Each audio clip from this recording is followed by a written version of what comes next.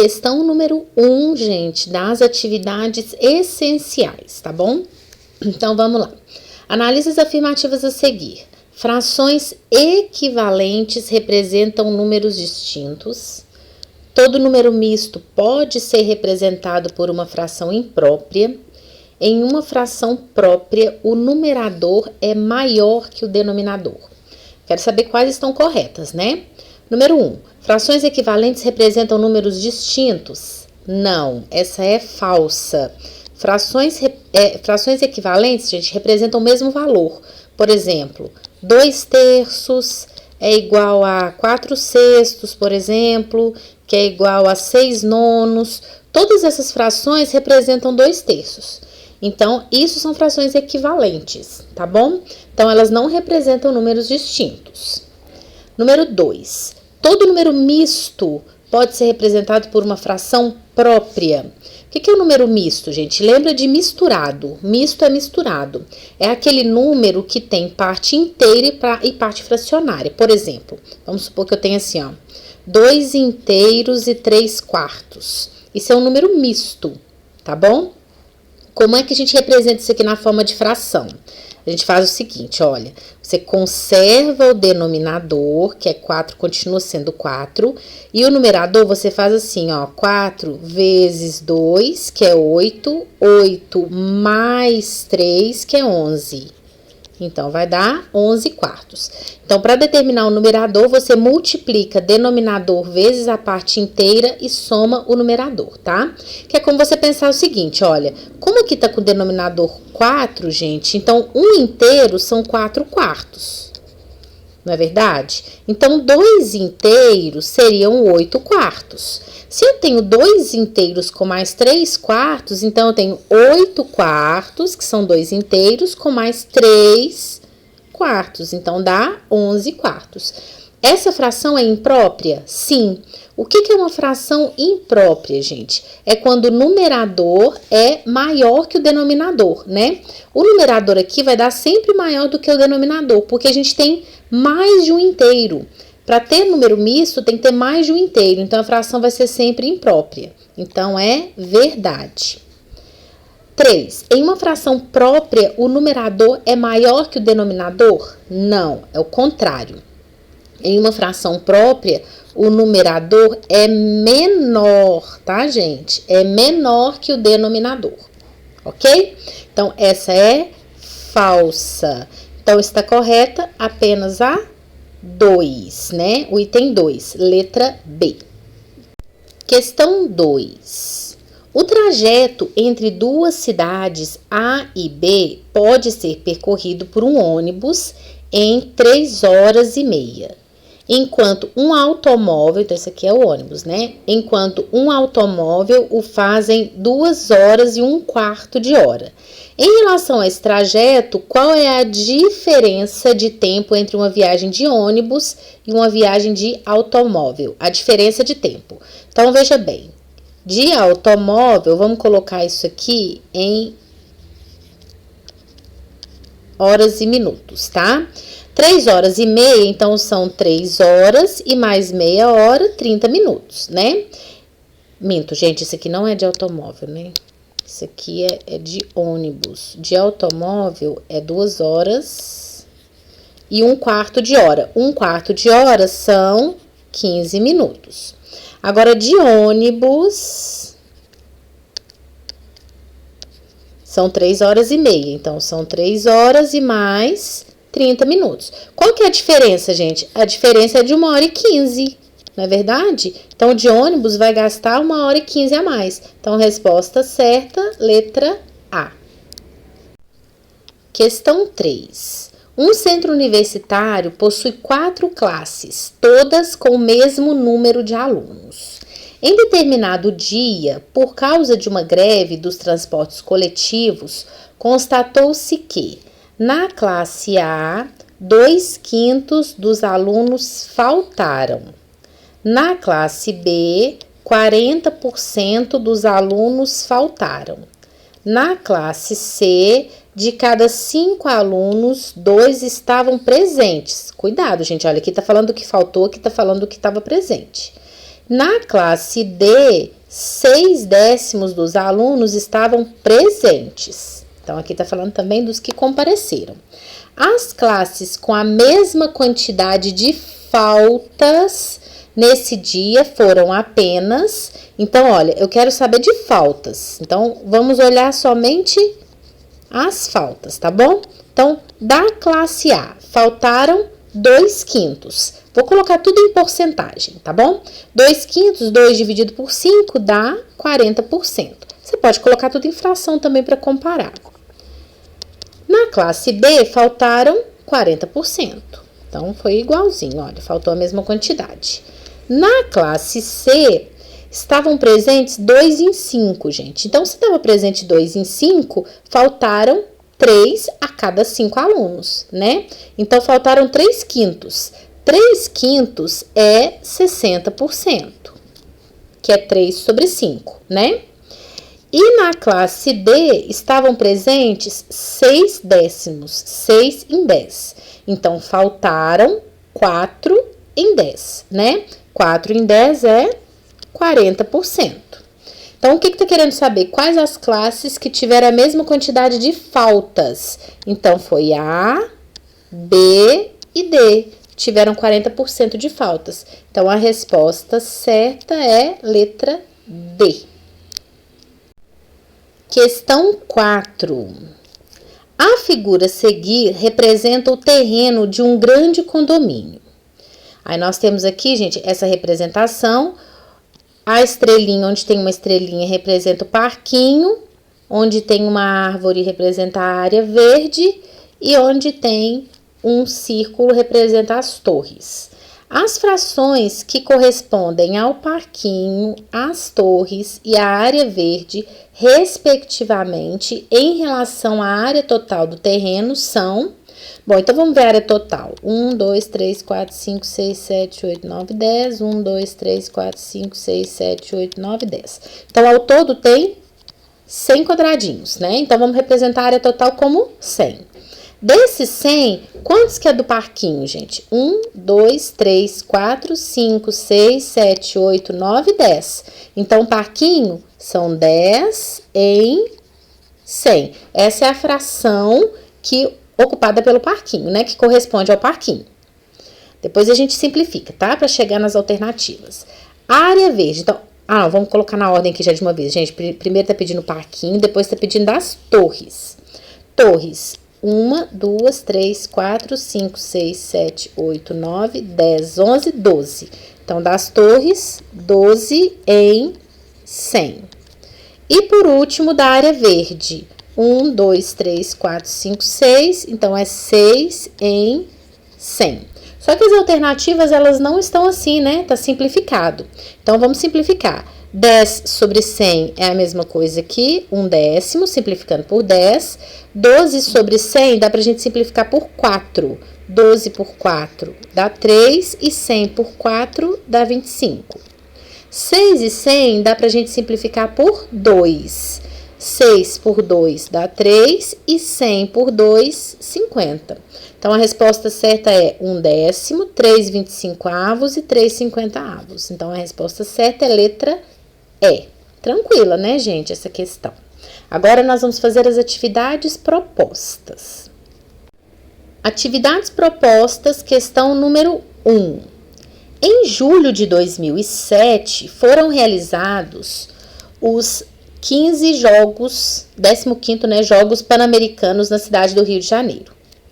Durante o período dos Jogos, o Centro Aquático Nacional na Barra da Tijuca foi utilizado o seguinte modo.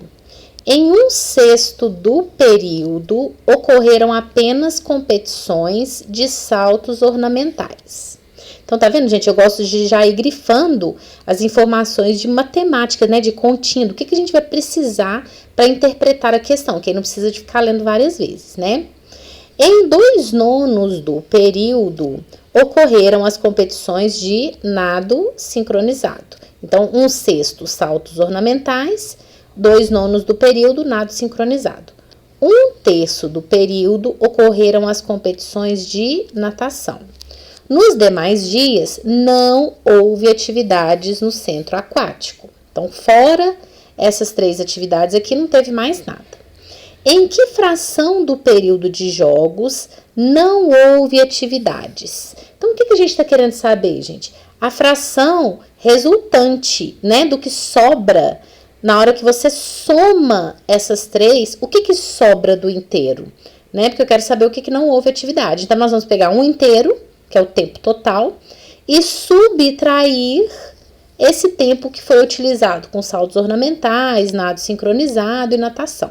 Então, primeiro eu vou somar tempo que houve atividade, que é 1/6 mais 2/9 mais 1/3. Então, primeiro, soma de frações. Gente, coloca tudo com o mesmo denominador, né? O 18 é o menor.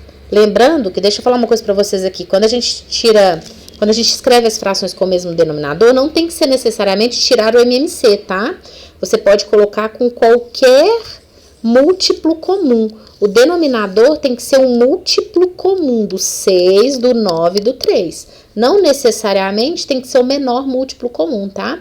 O 18 é o menor, mas você pode usar qualquer outro múltiplo comum. Poderia usar o 36, o 54, o 72, é tudo múltiplo comum, tá bom? Então, vamos lá. 18 dividido por 6 dá 3, vezes 1, 3.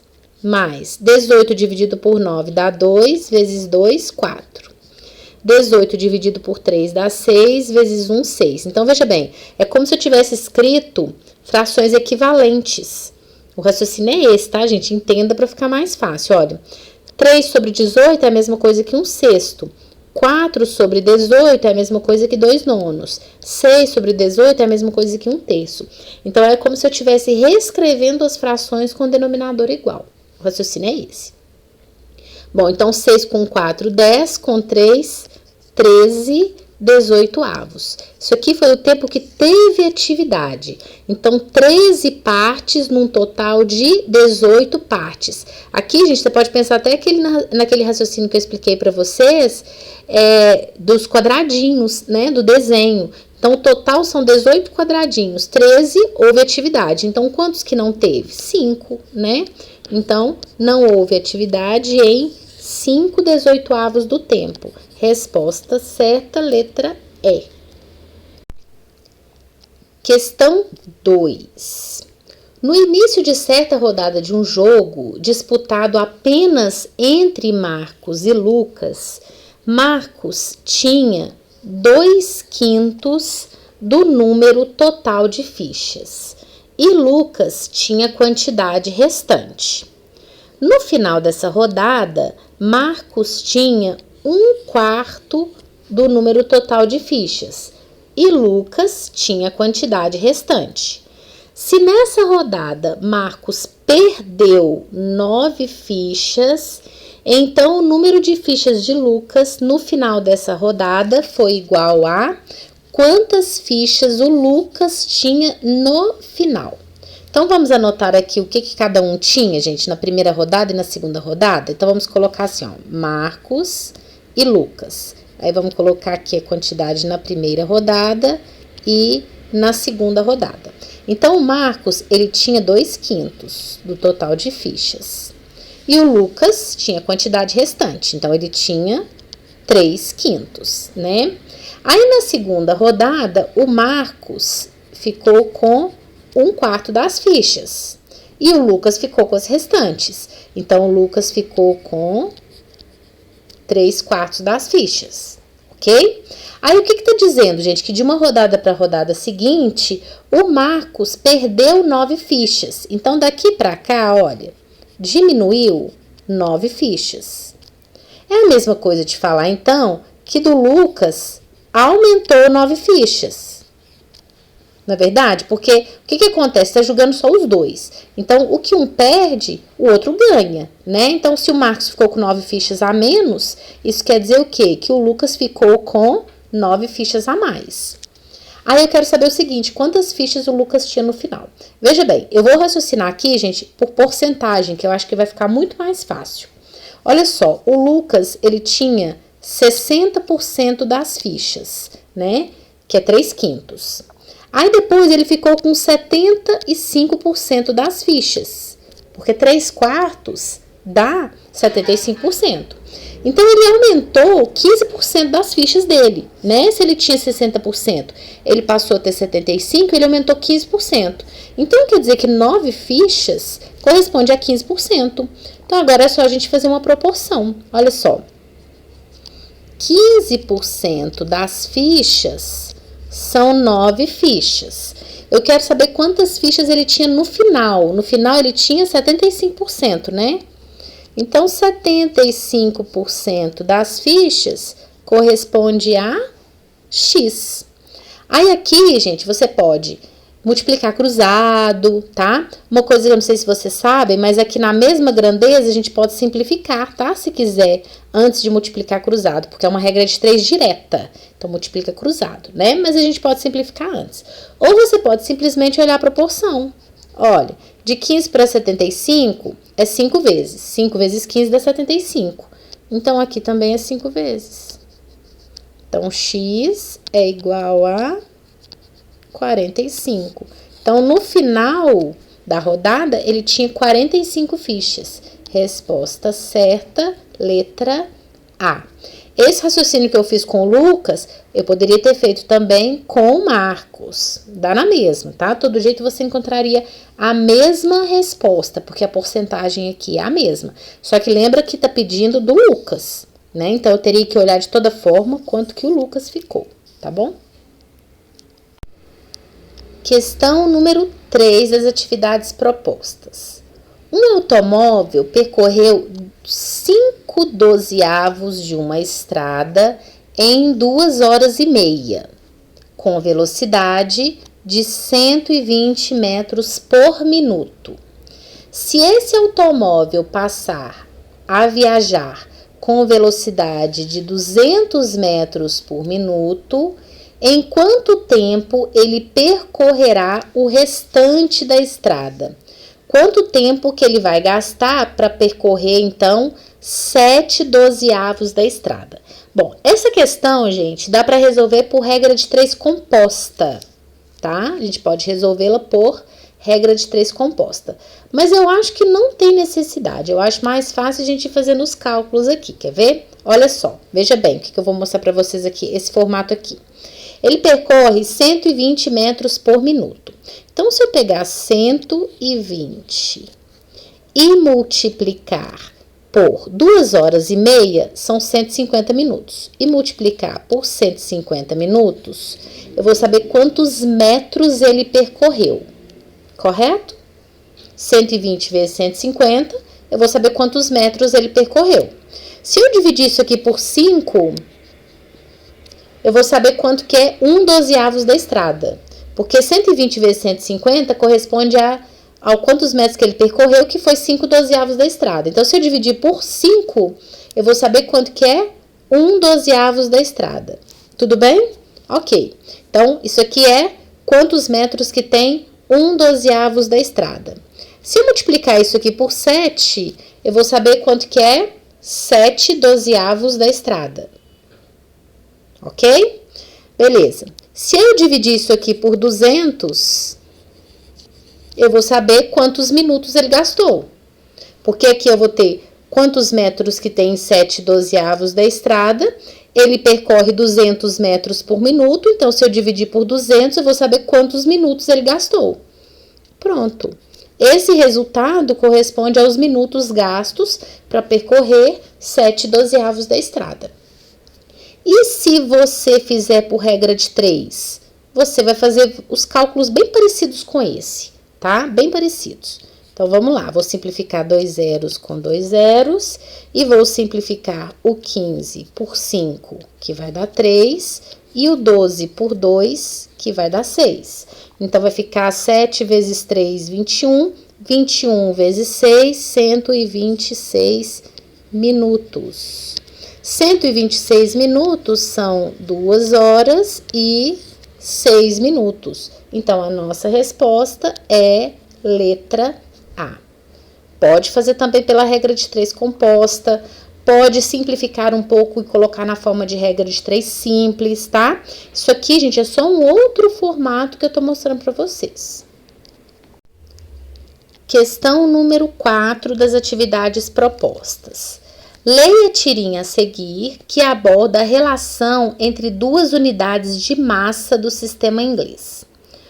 Uma libra equivale a 16 onças. O que é uma onça? É uma prima minha. Cada vez eu entendo menos a matemática.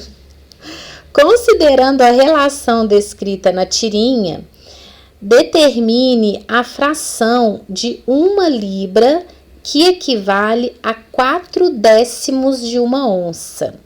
Bom, aqui, gente, a gente pode fazer por regra de 3, né? Porque é uma proporção. Então, nós temos a relação entre libra e onça. Então, o que está dizendo aqui na tirinha? Que uma libra corresponde a 16 onças. Aí eu quero saber o seguinte, qual que é a fração da libra que equivale a 4/10 de onça? Então, 4/10 de onça são quantas libras? É isso, tá? Você poderia fazer até sem montar a regra de 3. Mas a operação que vai ser feita, gente, é a mesma, ok? Então, aqui é uma regra de 3 simples direta, né? Porque as grandezas são diretamente proporcionais. Mais libra corresponde a mais onça. Menos libra corresponde a menos onça. Então, é só multiplicar cruzado, né? Então, 16x é igual a 4/10. X é igual a 4/10 vezes 1/16. Então, x é igual a... Aqui pode simplificar, né? 1/40. Então, a fração de libra, que corresponde a 4/10 de onça, é 1/40. Resposta certa, letra D. Questão número 5. Essa é uma questão do Enem. Uma empresa pretende adquirir uma nova impressora, com o objetivo de suprir um dos seus departamentos que tem uma demanda grande por cópias.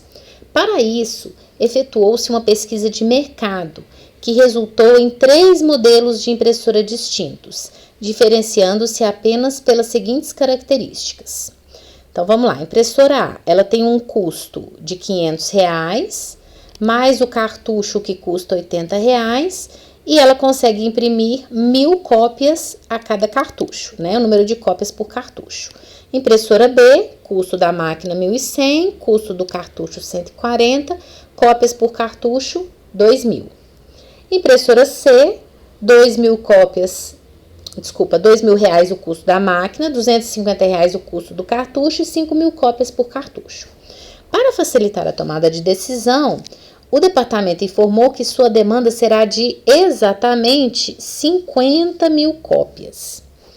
Assim, deve-se adquirir a impressora. Qual que é a impressora que vai sair mais em conta, né, gente? A impressora A, B ou C. Então, vamos lá. Vamos ver quanto que vai custar para cada impressora, né? Impressora A. Ela consegue imprimir 1.000 cópias por cartucho. Então, 50.000 dividido por 1.000 corresponde ao total de cartuchos que ela vai usar, né? Multiplicando por 80, eu vou saber o custo com cartuchos. Somando 500, eu vou saber o custo total, ok? Então, 50.000, total de cópias, dividido pela quantidade de cópias por cartucho, eu sei quantos cartuchos serão utilizados. Multiplica por 80, que é o valor de cada cartucho, quanto que eu vou gastar em reais com cartucho, mais um valor fixo de R$500, né? Então, simplificando aqui 3 zeros com 3 zeros, 5 vezes 8, 40, 40 com 2 zeros, 4.000, mais 500, 4.500. Esse é o gasto que ela vai ter, né? Essa empresa vai ter se ela adquirir a impressora A. Vamos ver agora com a impressora B. 50.000, total de cópias, dividido por 2.000, que é a quantidade de cópias por cartucho, vezes 140, que é o valor de cada cartucho, mais o valor fixo de 1.100, que é o preço da impressora, né? Então, vamos simplificar aqui. 3 zeros com 3 zeros. 50 dividido por 2 dá 25. 140 vezes 25. Gente, multiplicar por 25 é a mesma coisa que você multiplicar por 100 e dividir por 4. Porque 25 não é um quarto de 100? Então, veja bem, 140 vezes 100 é só aumentar 2 zeros, né? Dá 14.000. 14.000 dividido por 4 dá 3.500. 3.500 mais 1.100 dá 4.600. Acompanharam aí comigo? Olha, eu multipliquei o 140 por 100. Em vez de multiplicar por 25, ficar fazendo continha por 25, você multiplica por 100 e divide por 4. Então, 140 vezes 100 dá 14.000, né? Dividir por 4, gente, é a mesma coisa que você dividir por 2 e dividir por 2 de novo. Então, 14.000 dividido por 2, 7.000. 7.000 dividido por 2, 3.500. 3.500 com 1.100, 4.600, tá? É bom a gente ir facilitando as operações, né? Para ganhar tempo. Impressora C. 50.000, que é o total de cópias, dividido por 5.000, que é o número de cópias por cartucho, vezes 250, que é o valor de um cartucho, mais o valor fixo de 2.000. Então, vamos simplificar aqui, olha, 3 zeros com 3 zeros, 50 dividido por 5 dá 10. 10 vezes 250, 2.500. 2.500 com 4.000, 4.500. Então, a impressora A vai ter um custo de 4.500, a impressora B 4.600, a impressora C 4.500. Então, qual impressora que ele deve adquirir? Ou a impressora A ou a C, porque o custo é o mesmo, né, da A e da C. Então, a resposta certa é letra E. Questão número 6. A soma de todas as frações da forma n sobre n mais 1, em que n é um elemento do conjunto 1, 2, 3, 4, 5, é quanto que vai dar essa soma, gente? Então, o que nós vamos fazer? Nós vamos achar cada fração, substituindo n por 1, substituindo n por 2, o n por 3, n por 4 e n por 5, que são os possíveis valores do n, né? Olha, o n pode ser 1, o 2, o 3, o 4 ou 5. Depois, nós vamos somar todas essas frações. Então, vamos lá. Se o n for 1, gente, substituindo aqui na fração, olha, se o n for 1, vai ficar 1 sobre 1 mais 1. Então, vai ficar 1 sobre 2. Se o n for 2, vai ficar 2 sobre 3. Se o n for 3, vai ficar 3 sobre 4. Se o n for 4, 4 sobre 5. E se o n for 5, 5 sobre 6. Então, a questão está querendo saber o quê? Quanto que é essa soma? Então, vamos somar. Meio mais 2 terços, mais 3 quartos, mais 4 quintos, mais 5 sextos. Então, nós temos soma de frações com denominadores diferentes. Primeira coisa, escrever todas com o mesmo denominador, né? Bom, o menor múltiplo comum que nós temos aqui é o 60. Se você não consegue olhar direto aqui, o que você vai fazer? Você vai tirar o MMC assim, né? Olha. Faz uma fatoração simultânea, tá bom? Então, olha, divide por 2, até ficar tudo 1 no final, né? Por 2 dá 1, 3, 2. Quando não dá para dividir, repete, né? Por 3, 1, 3 por 3 dá 1, 2 não divide, 5 não divide e aqui dá 1. Ah, gente, aqui, olha, deixa eu mostrar pra vocês, não precisa ser na ordem não, tá? Porque tem aluno que faz assim, eu vou fazer por 2 até não dar mais, depois que eu vou passar pro 3, não precisa. Você pode fazer em qualquer ordem. 2 por 2 dá 1, 5 e 1. Por 5, 1, 1, 1, 1 e 1. Essa multiplicação é o menor múltiplo comum, tá? Por que aqui não precisa ser na ordem? Porque a multiplicação de números, ela é comutativa. Então, eu posso multiplicar aqui, olha, eu posso trocar a ordem aqui, que a multiplicação vai dar a mesma, né? Então, 5 vezes 2, 10, 10 vezes 3, 30, vezes 2, 60. Então, 60 é o menor, não é o único, ok? Então, quais são os outros múltiplos comuns? Os múltiplos do 60. Então, 60 é o menor, depois vem o 120, o 180, tá bom? De 60 em 60. Então, 60 dividido por 2, 30. Vezes 1, 30. Mais 60 por 3, 20. Vezes 2, 40. 60 por 4, 15. Vezes 3, 45. 60 por 5, 12. Vezes 4, 48. 60 por 6, 10. Vezes 5, 50. Então, nós temos 70, 120, 120 com 80, 200, 200 com mais 13, 213 sobre 60. As alternativas estão em decimal, mas observe que eu preciso saber somente a parte inteira. Se a gente já souber a parte inteira, você já chega na resposta. Porque, olha, aqui é 6,55, aqui já é 5, aqui é 4, aqui é 3, aqui é 2. Então, olha só, gente. Isso aqui vai dar mais que 2, mais que 3, mais que 4. Prestem atenção, não precisa fazer a conta. Se você pegar 180 e dividir por 60, dá 3, né? E 240 dividido por 60, dá 4.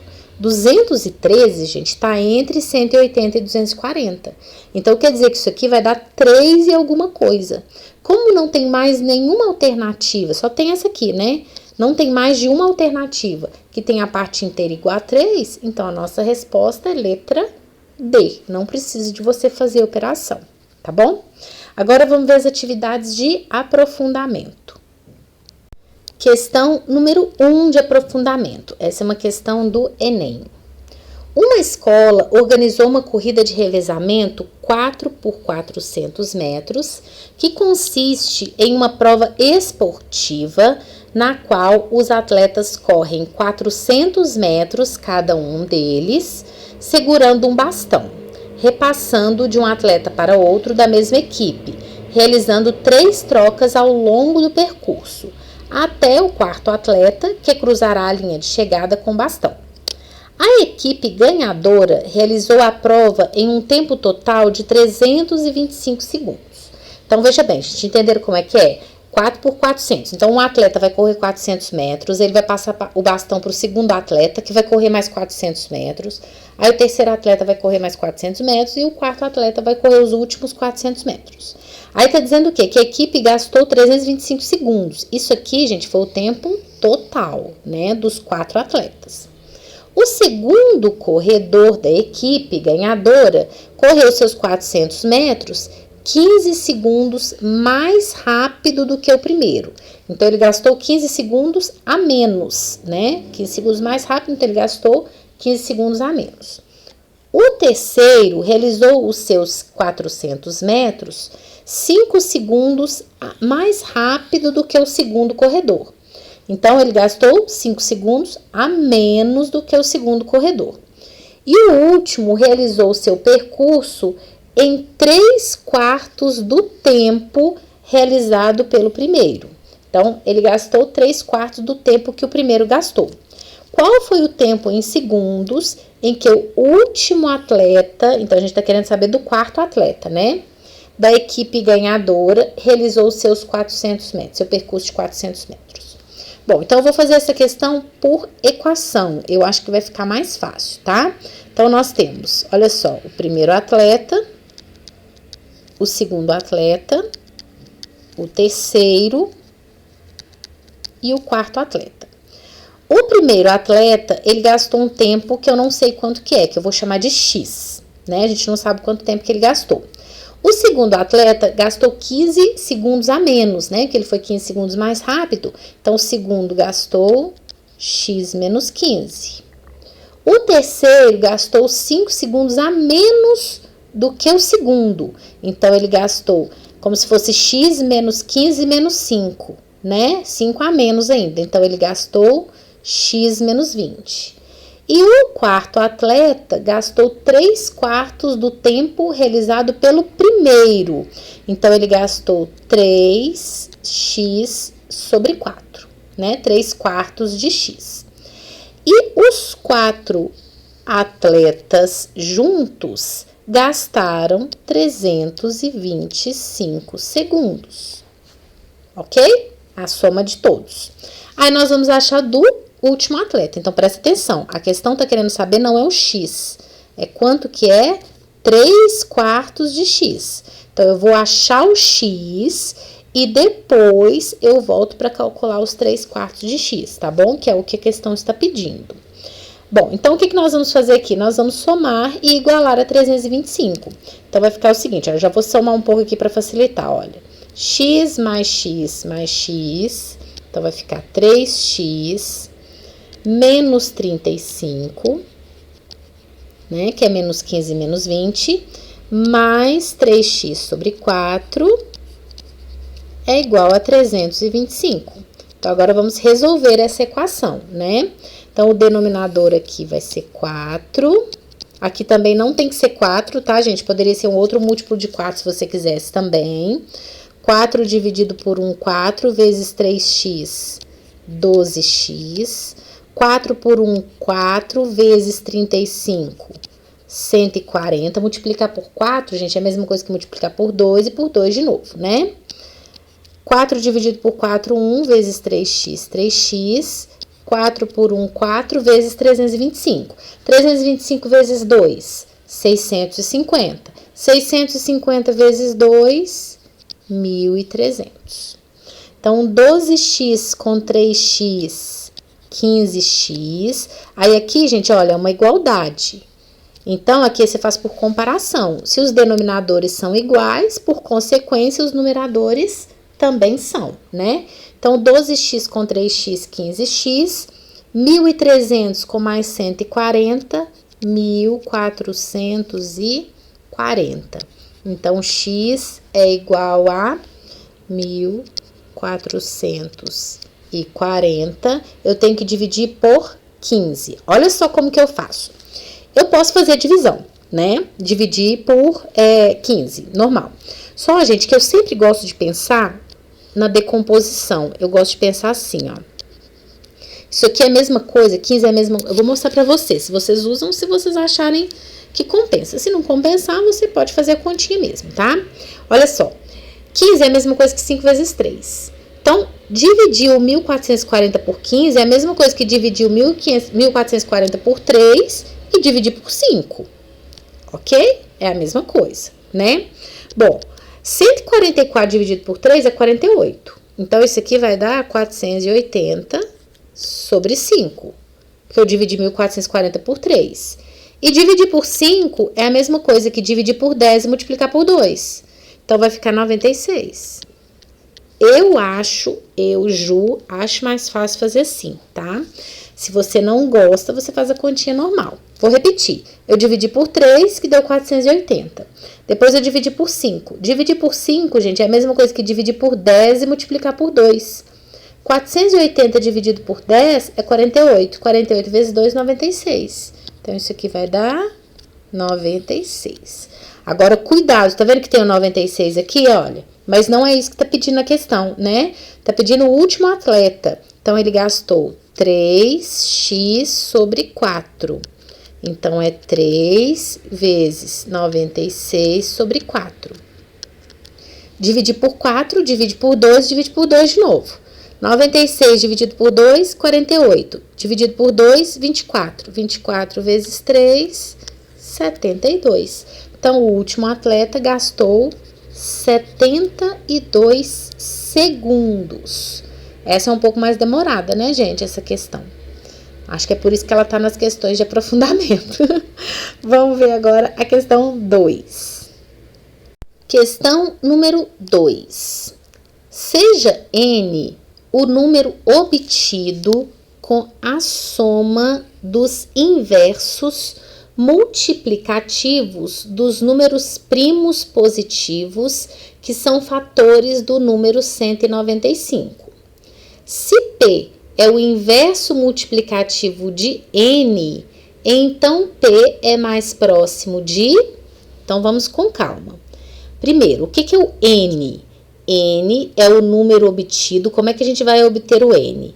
A soma dos inversos multiplicativos dos números primos positivos, que são fatores do 195. Então, primeiro, o que nós vamos fazer? Nós vamos achar quais são os números primos que são fatores do 195. Depois, o que nós vamos fazer para determinar o N? Nós vamos somar os seus inversos, ok? nós vamos somar os seus inversos. Aí nós vamos achar o N. E depois, como é que a gente acha o P? O P é o inverso multiplicativo do N. Aí nós vamos inverter o N para poder achar o P, ok? Então, vamos uma coisa de cada vez. Primeiro, nós vamos determinar quais são os números primos positivos que são fatores do 195. Para fazer isso, nós vamos fazer o quê? Pegar o 195 e decompor, ok? Em fatores primos. Lembrando que a decomposição, ela não precisa ser em ordem crescente, tá? Aqui eu tenho que fazer decomposição em fatores primos, tem que ser número primo, mas não precisa ser em ordem crescente. Por que eu gosto de falar isso, gente? Porque na hora que você bate o olho aqui no 195, você já sabe que ele divide por 5, né? Porque quando que o número divide por 5? Quando ele termina em 5 ou em 0. Como eu já sei que ele divide por 5, já divide de uma vez. Dividir por 5 é a mesma coisa que dividir por 10 e multiplicar por 2. Então, 195 dividido por 10, 19,5. 19,5 vezes 2, 39. 39 divide por 3, né? Que dá 13. 13 é primo, gente. Que divide por 13, que dá 1. Então, os fatores primos do 195 é o 5, 3 e o 13. Se você tivesse começado pelo 3 aqui na ordem, ia dar na mesma, né, gente? Aqui fica diferente, mas aqui fica igual, ok? O que importa é você saber os fatores primos. Então, é 5 vezes 3 vezes 13. Beleza. Agora, para achar o N, o que nós vamos fazer? Nós vamos somar os inversos, ok? Então, tá. O inverso de 5 é 1/5. Mais o inverso de 3 é 1/3.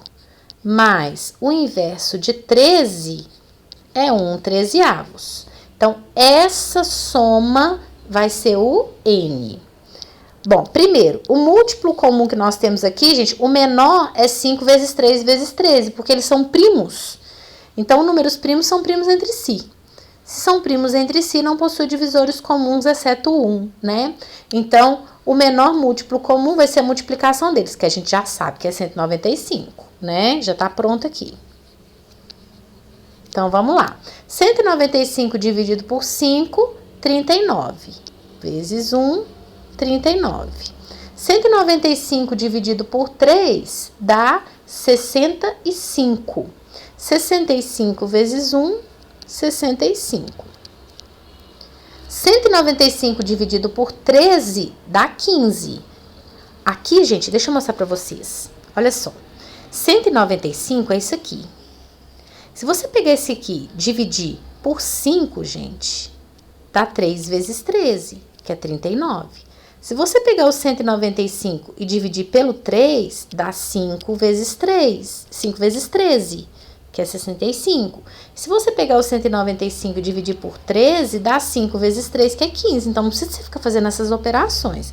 Elas já estão prontas, tá bom? Então, aqui é 15.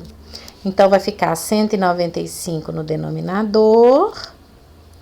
E no numerador, a gente tem 65 com 15 dá 80. 80, 119, né? 119. Então, esse é o N. N é igual a 119 sobre 195.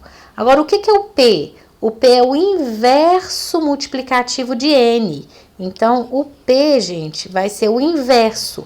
Inverso é o quê? Trocar numerador com denominador, né?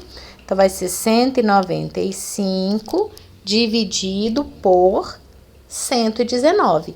Isso aqui tá mais próximo de quanto? Bom, a gente já sabe que é 1 e pouquinho, né? Primeiro porque não vai dar 2 exato, né? E segundo que para dar 2, gente, o numerador aqui teria que ser maior do que o dobro de 119, né? Então, teria que ser maior que 238. Então, agora vamos achar qual que tá mais próximo. Vamos pegar o 100. Aí aqui não tem jeito não, tá, gente? Vai ter que fazer continha mesmo aqui aproximada. 195 dividido por 119. Mas olha, tá tranquilo, né? Que aqui a gente tá usando só uma casa decimal. Então, 195 dividido por 119. Então, tá. Vai dar 1, subtrai 119, sobra 76. Olha, se eu tivesse subtraindo, o que eu gosto de fazer, gente, para ir facilitando as continhas? Se eu tivesse subtraindo 120 de 195 menos 120, ia sobrar 75. Como eu tô subtraindo 119, vai sobrar 76, né? Então, aumenta o 0 e coloca a vírgula. Aqui, gente, é aproximadamente mesmo, né? A gente vai calculando mais ou menos.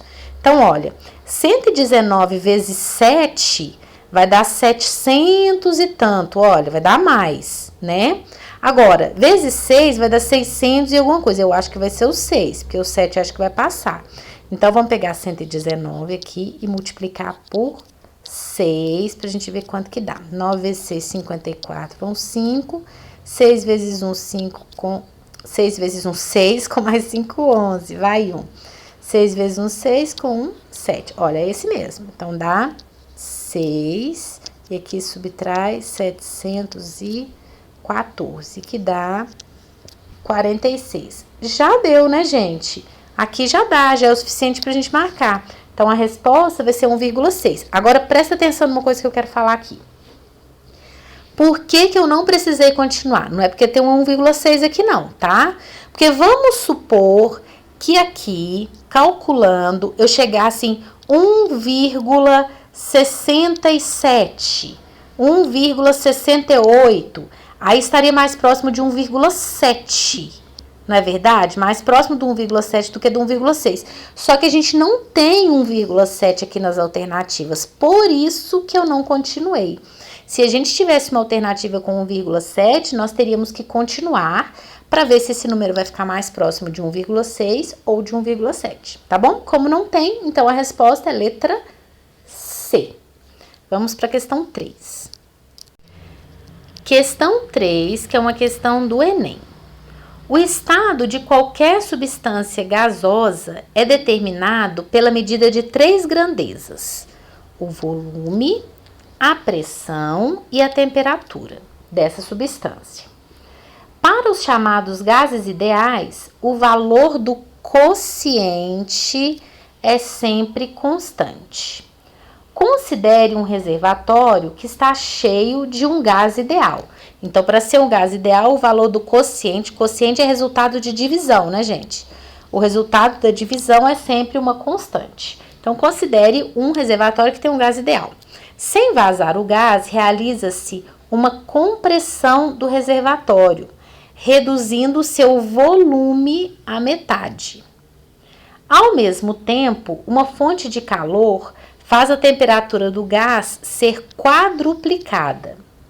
Considere P0 e P1, respectivamente, os valores da pressão do gás no reservatório antes e depois do procedimento descrito. Qual que vai ser a relação entre P0 e P1? Bom, então, olha só, gente. Para calcular a pressão, a gente tem que entender a proporção aqui, né? Então, veja bem, o volume e a pressão, gente, elas são grandezas inversamente proporcionais. Então, quanto menor o volume, maior a pressão, na mesma proporção. Então, quanto maior o volume, menor a pressão, na mesma proporção. Agora, temperatura com pressão são grandezas diretamente proporcionais. Se eu aumento a temperatura, aumenta a pressão na mesma proporção. Se eu diminuo a temperatura, diminui a pressão na mesma proporção, ok? Então, P0 é a inicial e P1 é depois que teve essas alterações. Então, qual que é a relação que nós vamos ter? Veja bem, P1, na segunda situação, o que aconteceu com o volume? O volume ficou pela metade. Então, se o volume foi dividido por 2, gente, a pressão foi multiplicada por 2, porque são grandezas inversamente proporcionais. Então, quer dizer que o volume foi dividido por 2, a pressão foi multiplicada por 2. Então, a gente já sabe que dobrou a pressão, ok? Além disso, o que aconteceu com a temperatura? A temperatura foi multiplicada por 4. A temperatura e a pressão são grandezas diretamente proporcionais. Então, se a temperatura foi multiplicada por 4, a pressão também foi multiplicada por 4. Então, o que aconteceu com a pressão no final, gente? Ela foi multiplicada por 2, porque o volume ficou dividido por 2, e ao mesmo tempo ela foi multiplicada por 4, porque a temperatura foi multiplicada por 4.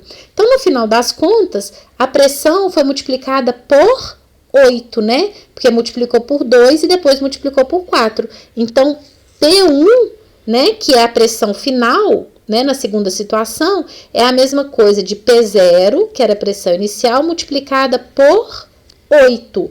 De onde vem esse 8?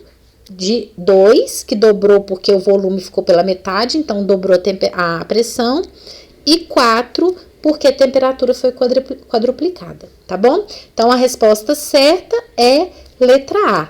Essa é uma questão, gente, eu nem consideraria isso uma questão de fração. Isso, para mim, é uma questão de proporção. Então, você tem que entender a proporção, tá bom? Então, agora vamos ver a última questão, questão 4.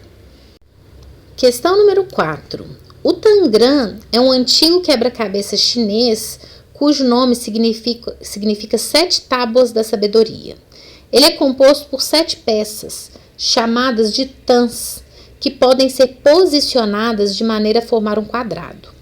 Nesse jogo, não é permitido sobrepor peças. Considerando que o Tangram da figura representa o inteiro, a fração que representa a soma das áreas das peças 5, 6 e 7 é...